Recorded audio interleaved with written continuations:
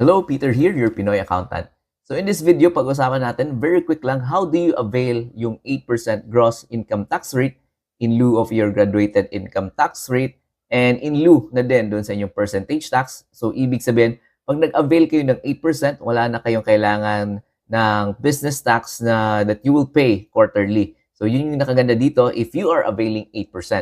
So if you're qualified, if non-VAT kayo, and if yung annual gross sales niyo is 3 million pesos pababa, you are qualified to avail yung 8%.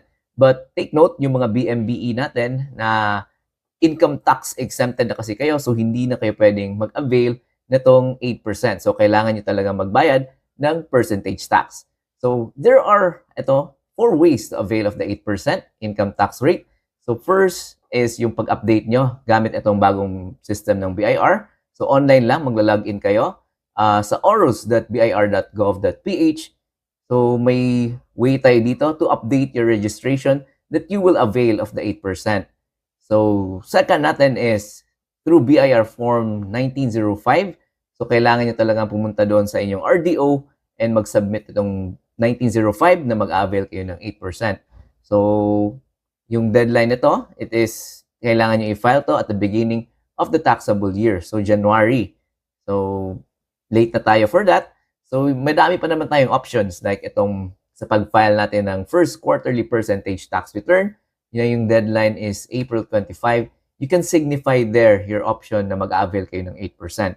And last, through your first quarter income tax return naman, which yung deadline yan is May 15 pa.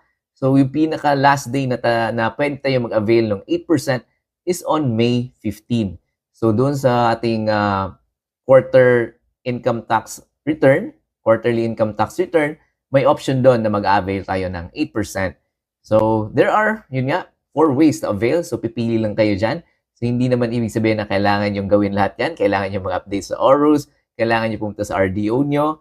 And itong mga options na to, they were mentioned dito sa ating BIR, RMC 50-2018 and RMO 23-2018. So hopefully, na clear natin kung paano ba natin ma-avail yung 8% na income tax rate.